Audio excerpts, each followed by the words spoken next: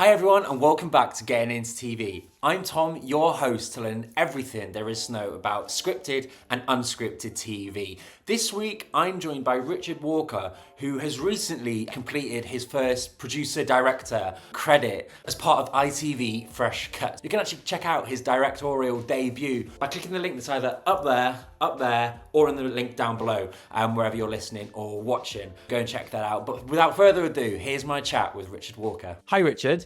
Welcome to the podcast. Really excited to chat to you. You came to me to want to talk on the podcast about what it is you do and how you've navigated the TV landscape. So, I mean, the first place, I suppose, to start really is what inspired you to get into TV? Really good question. I think for me, and it might be, I believe it might be the same for you, I watched Doctor Who Confidential. And I think basically watching the program, you realize that people make TV. I think, I was probably aged, 13, 14 and didn't understand at that point television was a thing you could work on. And so watching that program, you realize that there's a sound department, there's an art department, there's a director. And so even though I haven't ended up in drama, I think just watching that program made me realize that, this is something I could do.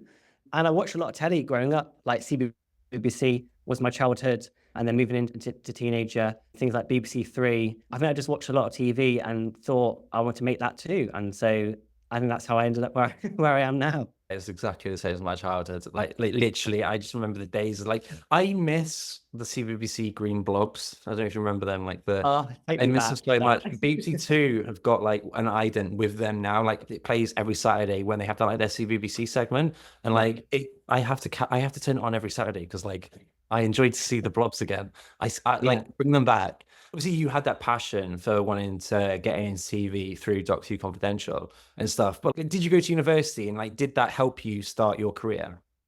Yeah, so I went to study TV production at university. I think through my teenage years, I knew I wanted to do media, but wasn't sure what part. And so I think I did a day work experience at the local Echo newspaper.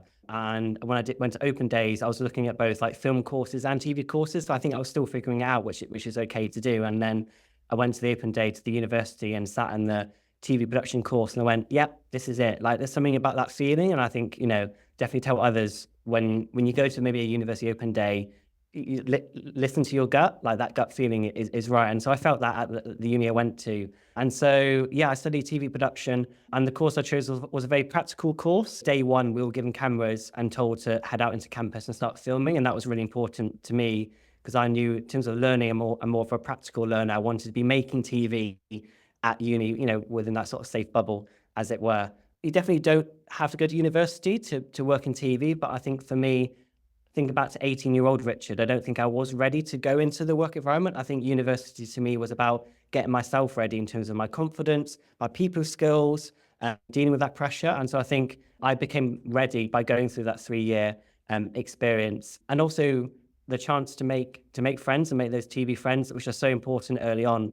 I was fortunate to make friends with a year above me. So when they graduated and I then had a year to go, I'd hear about them going to London and working on, The Voice or X Factor, and I could get that insight ahead of time. And so when it came to me graduating, I already had that base of friends in London. I actually moved into one of my friends from university. So I wouldn't have had somewhere to live in London if I didn't go to university. So all those little things I think added up for me.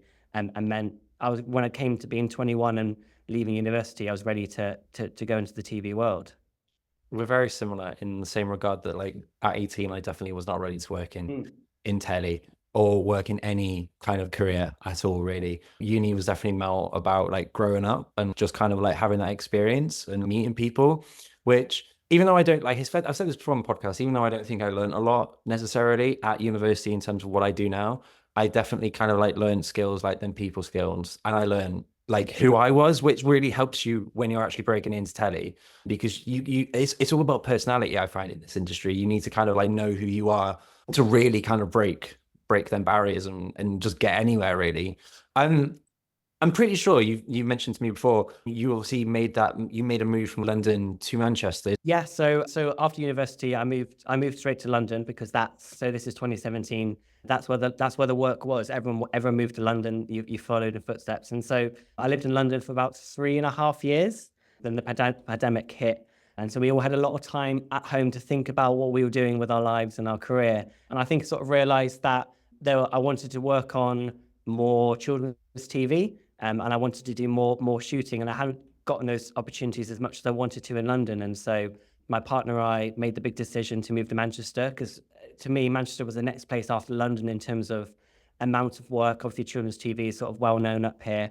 And so I made the decision, nearly 3 years ago, to move it to Manchester. And I say it's the best thing I did for my career, basically. I love Manchester. It's such a great city in terms of like, not just like in terms of like career opportunities, but like just like in terms of people. It's absolutely lovely. Like I'm absolutely jealous of you, if I'm honest. The move didn't feel too big. I see Manchester as London, but in a half-an-hour radius. So I can walk from one side of Manchester to the other, and you've still got Northern Quarter, which is like Soho. You've got Media City, which is like Canary Wharf. And so I was getting the things I was getting from London, but in a smaller radius, and the rent is a little bit cheaper. That always helps, especially in this industry, especially at the minute as well. I just realized one thing that I haven't actually asked you is, what is it you actually do? That's a very important question. Isn't that like, I mean, that kind of forms the basis of the whole podcast. And I just realized, hang on, what do you do? You can put it at the beginning. It's fine. So I have just stepped up. I've just got my first PD credit on a strand called Fresh Cuts at ITV. Previously to that, I've been a sort of shooting AP, DB director for the last couple of years. So moved my way from runner up to sort of shoot researcher, shooting AP, DB director, and then the project that I'm just finishing on. Yeah, it's my first time working as a PD. That's amazing. Hopefully not my last. No, hopefully not. Like, I can imagine that was a pretty cool feeling when you got that. Like, I mean, I'm still a AP at the minute, but like getting to shoot like my first script and shoot my first films is like this year. Like, it's actually an amazing feeling when you get to see that on TV. Like, nothing compares, like, or hasn't compared like to that for me just yet. But like, what is it you love about self-shooting, and how did you kind of get into doing self-shooting? Did you go the traditional like runner research self-shooting? Is that what you did? Yeah, so I think self-shooting, sort of the love for self-shooting, I guess, began at university because it was such a practical course. We were hands-on with kit from day one, and I think that sort of suited my brain, and that sort of combination of technical, but also in terms of, so rather than just being a camera operator, that being a self-shooter means you have to have an editorial mind at the same time. So you may be filming an interview or filming a naturality scene, but you're thinking about the story. It's not just shots. It's about, have I conveyed their emotion? Have I asked the right question? And so I think that combination, I've loved going further into my career. But yes, so the route for me was, working as a runner. And then when moving up to researcher, looking for the shooting research opportunities. So whether that is shooting GVs on a BBC daytime show.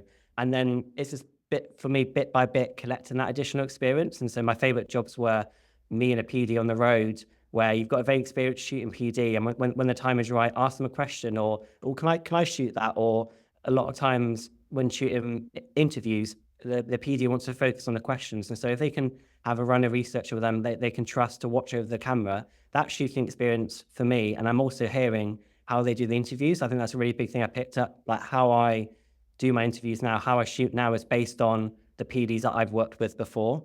And yeah, in terms of shooting, I mean, there's nothing more satisfying than getting the perfect shot. Well, not the perfect shot. There was no perfect shot, but it's very satisfying. You're like, yeah, that's a great GV, or that's a really beautiful interview. But I guess, and how does it further the story? So it's a nice interview, but in the background, there's an ambulance because they're a paramedic, or like those little details that you're sort of adding to the shot. But yeah, I just love back watching my rushes. And as you said, one of my VT or my program comes out on telly, I'm like, oh, I love that. I love watching it back. It's so satisfying to me. Yeah, no, I'm pretty sure my boyfriend, I mean, he says that he loves it, but like sometimes I'll make him like watch things. I'm like, watch this again. It's really good, and I got to make it. I don't know if you know, I started out in drama, and that's where I wanted to be, and like it was great. But when I first stepped into Crime Watch, even as a runner, like the director, my first week on the job was like, here's a camera, or like, what do you think of this? He'd literally shoot something and then come over to me like, what do you think of this? And as a runner, like, that's amazing. The director's actually asking me what I think of his work. Like that was amazing. That kind of like was the switch for me to be like, oh, actually, I think this is where I want to be on this side of telly. So I completely get what you mean when you're chatting about that. It is just a very special thing of just being able to work very closely with one other person who's very good at what they do, and they get to teach you. It's like free training, and it's great, and you're getting paid for it. Breaking out into TV can be quite difficult. That's why I made things like this podcast. I think it's really important to kind of just have conversations that are not only like accessible to a lot of people, because in free, just so people can hear things and just listen to things and just like be able to take things in. But like, what would you say your top tips are for people starting out in telly? Because it's, I mean, even now it's hard out there. It's Yeah, so I mean, I always say, imagine if I could tell 18-year-old Richard what I know now, I'd be, I'd be a superstar. So yeah, I'm the same as you. I always want to give back, as it were, or share those tips. Especially CV. A CV takes a long time to get good at, and I was like, imagine if I could give all that information to 18-year-old Richard. I think for the main tip for me was, whilst I was at university, was getting stuck in. So that was opportunities within the university itself, whether that was filming the university's rugby team. So there were opportunities within my course that a lot, I think our lecturer would say, he send out an email on the Monday, and I always be the first one to reply about, here's an opportunity. I was always the one to say yes and get those things whilst you're in that sort of safety bubble of education, and take those opportunities whilst you can. And that meant for me utilizing the skills, but also where I was based. So I went to university in Cheltenham, and a lot of the first runner jobs you might do are called audition tours. So for the shows like The Voice, Britain's Got Talent, X Factor, they often do producer tours which go around the country. And so I think one of my top tips is to use where you're based to your advantage. So in this case, being in Cheltenham, I was close to Cardiff, I was close to Bristol, to Swindon, and my first few jobs were because I was close enough nearby to do those runner jobs that maybe that aren't in Manchester and London. That helped me get those first few credits by not being afraid to to travel a little bit to the nearby area. And I guess secondly for me was sort of finding your group, finding your network, and that can come in different ways. So obviously, in first case scenario, your fellow university students, but the people you meet on these jobs, I'm friends with the runners that I met on The Voice over 7-8 years ago. I'm still friends with them now, and because especially when you're runners, you're all in the same boat. It is hard work, but if you can stick together, make friends there, it really makes a difference. And so if you can find those group of people early on, you can travel through the industry together. And I'm still in WhatsApp groups and Facebook groups now of those people early on, and you can message going, oh, I'm being offered this rate, or does anyone know any jobs in development? And those people can really help each other get through the industry. As I say, it can be tough at times, but I think people really make it, whether that's working with them or sort of outside work, sharing those tips and advice. It's definitely that thing of like, just talk to people. And like, one thing that was mentioned actually on an episode that may or may not be out yet, but I have definitely recorded it, depending on which way I put this out. But it was that thing of like, don't just telly's great. Telly is my life, but have a life outside of telly. That also really helps, because it can be so demanding, so full on that you can kind of like blink and you'll be like, oh, 18 months of my life just gone. So it's really important to kind of have that kind of like outside life where you kind of can just unwind, because it like I think we both said, it can be quite a full-on career, but really, really fun. Like the best thing, I wouldn't change it for the world, like whatsoever. Absolutely not. And I think my advice is to find a partner who doesn't work in TV. So you have at least you have one person who doesn't work in TV. I need to listen to that advice. A lot of my friends are TV friends because that's who you meet. But no, you're so right. I need to listen to that advice myself to make sure you have those hobbies or those people outside that. My boyfriend doesn't work in telly at the minute, but he's trying to get into telly, and I'm like, no, you're meant to be the person that's got you'll be bad with me. You're meant to be the person that I can when I'm not working. SpongeBob. But so I'm like, no, please don't. But I am really trying to help him, but I'm also like, just moving on a little bit. You've had like, you've worked a lot with like schemes and like a few different career opportunities. Can you like talk to me a little bit about, I think one of them was the RTS bursary, and you've done like the Channel 4 trainee research scheme as well. Like, how did they help you? Like, I've recently just come off the assistant producer accelerator program, which like me being on that, I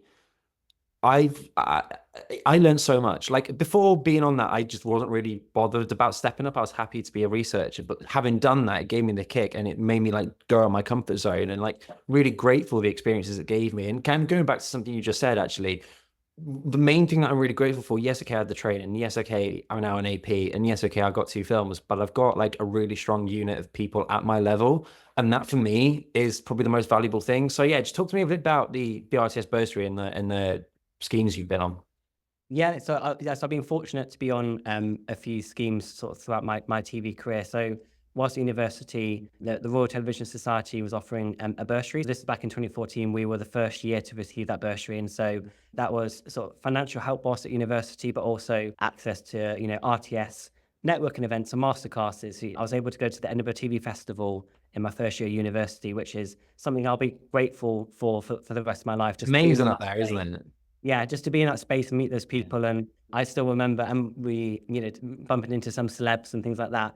Early on in telly, you can sort of get you excited. And so, yeah, that scheme sort of supported me whilst at university. And that scheme is still going now. So if anyone who is applying to university, I guess it'll be now for next year, that scheme is still running. And so if your course is media related, do look out for that scheme. The scheme's still going.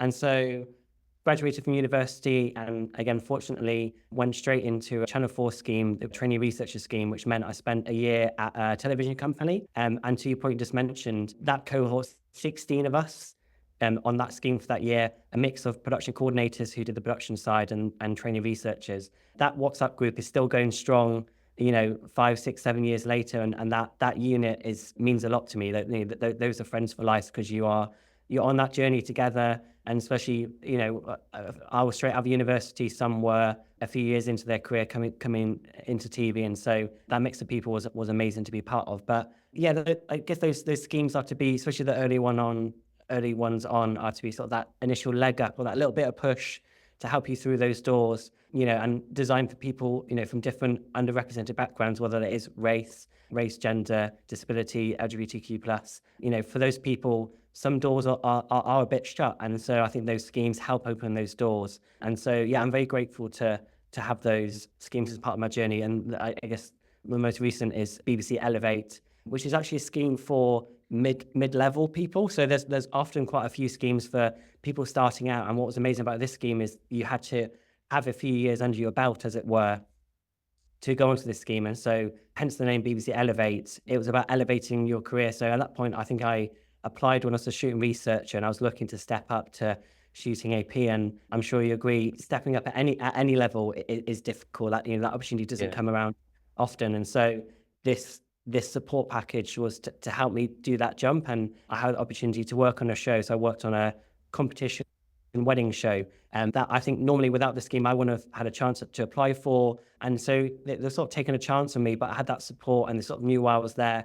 And so I got to work on a competition show, shooting 6 weddings, all on the shoulder. So that was an amazing shooting experience for me, something I hadn't done before. But yeah, the opportunity to work on a show that I knew I wanted to work on, but hadn't worked on that type of show yet. And so, yeah, that scheme essentially did elevate my career. I sort of, began as shooting research and sort of finished as a DV director, as it were, sort of through the different programs and, the work I was doing in between. But yeah, so very, very grateful to have those schemes sort of dotted through my career, giving me that leg up when needed. And then once you're there, once you have that shooting AP credit, you can fly, you can try and go get the next job yourself.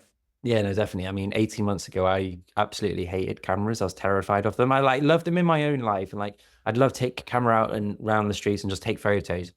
Would love that. The sort of actually filming something for work and people had to actually edit it and look at it and put it on telly struck fear into me. So the fact that 18 months on, I am actually calling myself a shooting AP and I'm applying for shooting AP roles, that's exactly what the scheme's done for me. It's giving me that confidence. And that's why they're so needed. And you mentioned in there, actually, the mid-level ones, like the Elevate, are so important, because so many people, there's a lot of stuff. I mean, even this podcast included, it's a lot focused on people getting into telly, but it's so, like you say, it's so hard to make that step up, or it might, you can kind of come, I suppose, a bit disillusioned with it. Also, it's so important to have them schemes there that it's so clearly, like you say, helping you. Am I right in thinking you applied for there's a reason I'm mentioning this, the BBC AP scheme? Yes, I think I applied the year before you, actually. I think, I think the year before, yeah. And I wasn't successful, actually. There's a reason I'm asking you, is because also, we talk a lot about the schemes that you do go onto, and these things, but I think it's really important to talk about, I suppose, rejection in a way. Yeah. How did you handle not getting onto, obviously, the BBC AP scheme, and how would you think that not getting on that has probably shaped your career and how you've gone? Because it can be hard to not get on something, but you've obviously taken it and you're still going. It's not the end of the world just because it's a no. Yeah, you made a really good point about rejection, because that that is a massive part of working in the industry. I think, the amount of emails that I've probably sent in my lifetime that either A, haven't had a response or were rejection, they're probably in the thousands. And so it's a real part of working in the industry, but as soon as you can accept that, the earlier I think you can accept that, the stronger and better you are. Something that I sort of used to help me with that is everything happens for a reason. It's sometimes a bit cheesy sort of mantra, but it's something that I've really hold on to. And so in the case of the BBC AP scheme that you were on and I didn't get, I just see that wasn't right for me at the time. And to then think, the things I've then done since, well, I wouldn't have done them if I had been on the AP scheme. And so I always reflect on, if I didn't get a job or didn't get a scheme, well, there's clearly a reason for it, because if it was right for me, I would have got it. That's how I sort of rationalize that in my brain. And that's really helped me sort of anxiety wise and sort of mental health wise, really helped me get through those rejections, because it isn't nice. And you get that email and you're like, oh, but I put loads of time into the interview. I remember it's a couple of stages to get onto the scheme. But I think, everything happens for a reason. And I think I now wouldn't be where I am now if I had, the sort of sliding doors, the sort of pitchforking career wise. I wouldn't got onto the BBC Elevate scheme. I think if I'd done the AP scheme, and obviously the BBC Elevate scheme really helped me, and I wouldn't be on the Fresh Cuts strand if I had done the AP scheme. So it will be okay if you don't get the job that you think you're destined to get, or you get onto the scheme, it will be okay, because the next thing is probably around the corner. No, definitely. I mean, like, it's even that thing of like, even just having the experience of like an interview or even writing the application it sounds ridiculous, but it is so beneficial. It really helps. Like, even just like the experience of being able to interview for a different role or something, like, it can really help you in the grand scheme of things. Mentioning there a bit about Fresh Cuts, can you just tell me what is Fresh Cuts, and like, what does it mean to you to kind of like have that first PD credit on there? Yes. So Fresh Cuts is a strand by ITV. So for the last 2 years, it's been in honor of Black History Month. So it gives people, in that case, Black filmmakers, the opportunity to get their first PD credit. And this year, very excitingly, the strand is covering both Black History Month, but also Disability History Month, which is in November. And so they posted looking for people who want to get their first PD credit. And this year, you were able to apply without an idea. So I just applied as myself with my CV, and I got the job, basically. And so, the project that I'm working on is a sort of disabled-led chat show. And so I can't say too much about it because we're still finishing it up, and I think this podcast might give the game away. So when it comes out, I'll shout all about it. But yeah, in terms of stepping up to being a PD, it's been tough but amazing at the same time, and just that opportunity to take something from beginning to end and make a program and ultimately have it come out quite quickly. It feels like an amazing achievement to sort of have this step up relatively early in my career. I will be checking it out when you share it. You just mentioned there being part of Fresh Cuts is part of Disability History Month. How have you found like navigating telly, being disabled? Because I've had people on here before, like it's difficult to navigate for someone that isn't disabled. So how have you found it? And what way, I suppose, what tips can you give to people actually that are disabled that want to get into telly?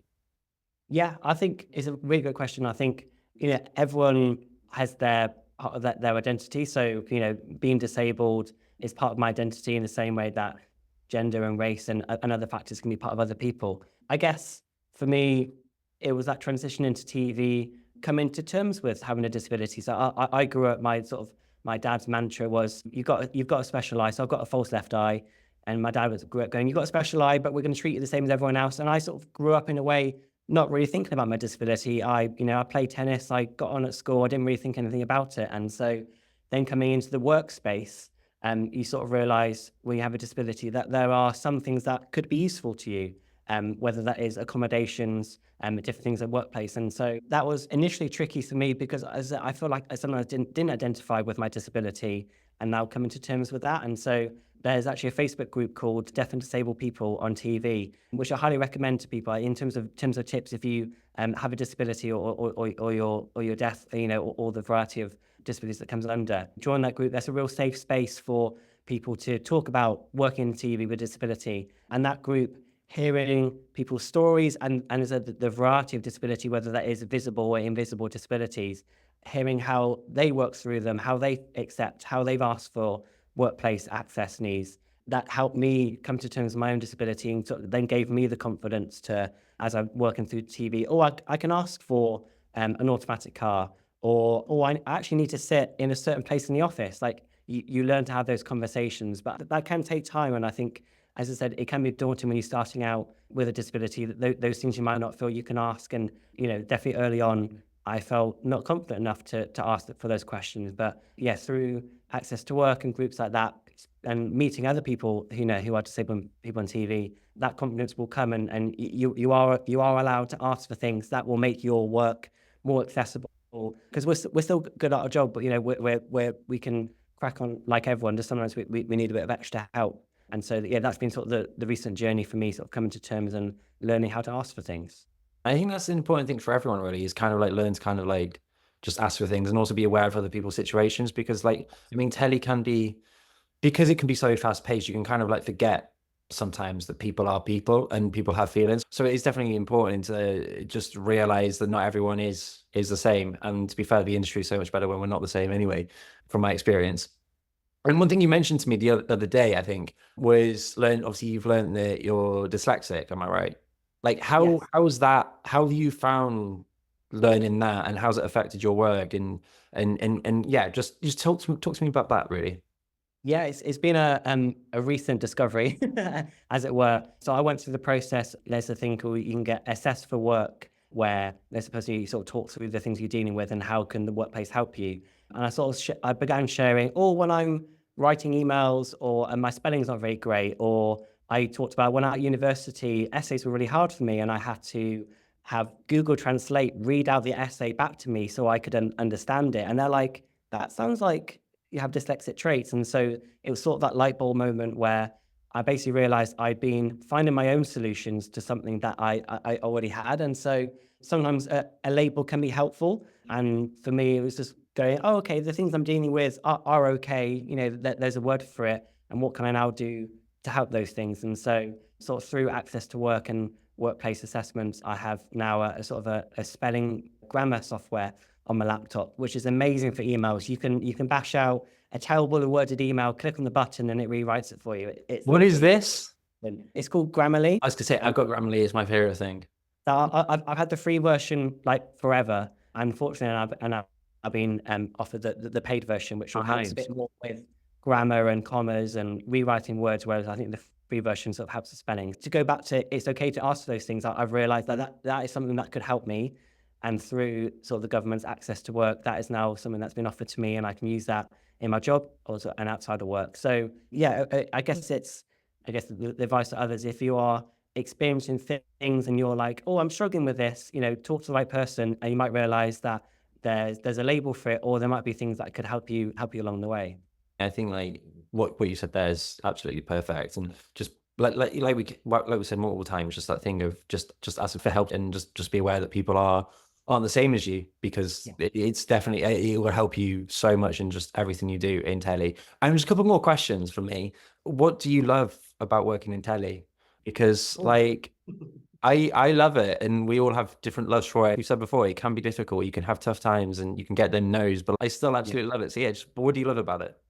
I relate to that freelance life, as it were. A lot of my best friend from school still doesn't quite understand. It's like, wait, so is your next job going to be longer then? I'm like, no, it'll still be a couple of weeks. It's like, well, what do you mean? And sometimes explaining it to those non-TV friends, it can sound quite daunting, but I think I wouldn't have it any other way. I love the variety. I wouldn't have it any other way. And what I work in factual and unscripted TV, I think I love working with real people. So whether that is your colleagues, but a lot of the programs I work on is filming real stories, whether it is health related or a real couple getting married on a wedding show. I love those moments, those interviews, those actuality where you'll meet these people maybe for one day of filming, and you're there to capture their story, and that could be a really big. I take a lot of responsibility in that. That could be a really big day for them. They may never see you again.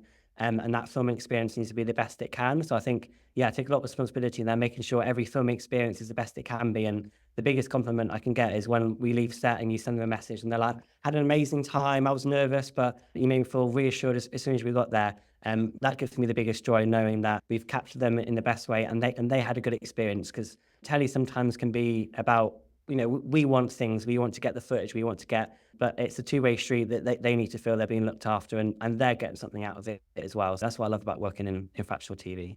It is the best. Like, yeah, like, I mean, going back to what I said at the start, going from working on dramas where you're working with actors and working in fiction to working in factual, it's two very different worlds. And to find this world more creative, I still can't quite believe, but it is. It's such a great place to be and be able to work and meet people. Final question for me is purely for the basis of me wanting to add stuff to my list of watching things when I have 7 weeks off with nothing else to do. What are your favorite shows at the minute? And yeah, just what would you recommend to me to do whilst I'm unemployed? Great question. Sometimes that feels like the only time to watch tellies when when you're not working.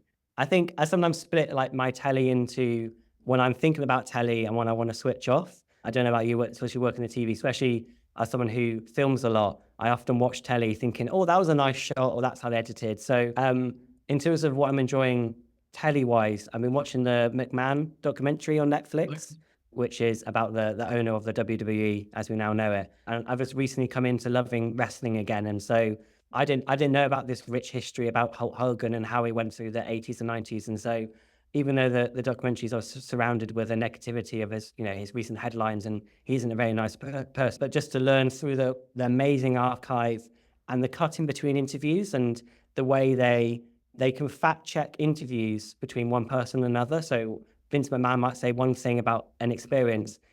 I love the way they just cut to the person going, no, that's not what happened. Like, I think that's this amazing telly, storytelling through telly. And so I've been enjoying it in terms of like a telly maker. I think I've really enjoyed watching that for how it's made.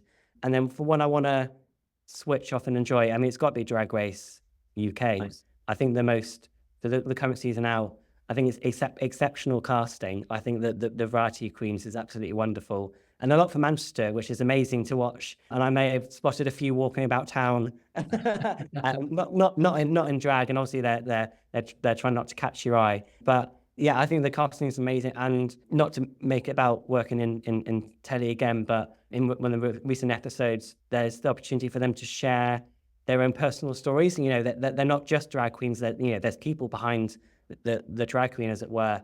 And I think the drag queen Kyron Thrax tweeted saying the set environment made him feel he could open up about his experience. And so I love to hear that positive set environment is there on Drag Race to give them that space to share their stories, and all those stories really matter. So yeah, both love watching it just to switch off and love the colors and love the drag of it all, but also to know it sounds like a fun place to work. Yeah.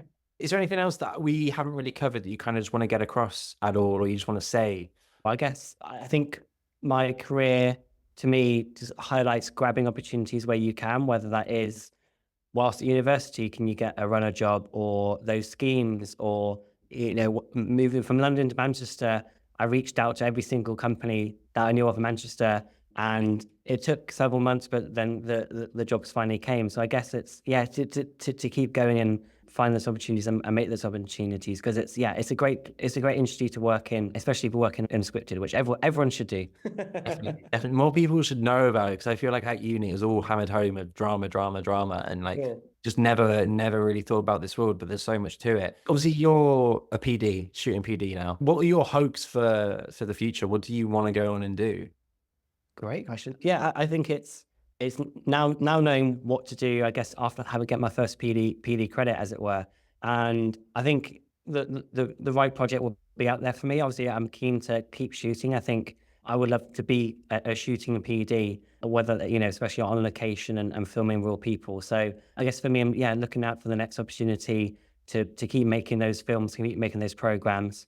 And I love that on the Fresh Cuts, it's been about making content for Disability History Month, making something about being disabled, that lived disabled experience. So that's been very exciting doing this, and we'll have to do more of that in the future, whether it's about being disabled or about LGBTQ plus community, mental health. We'll maybe working on projects that I've had experience of or interests are. We'll hope those projects are out there for me in the future.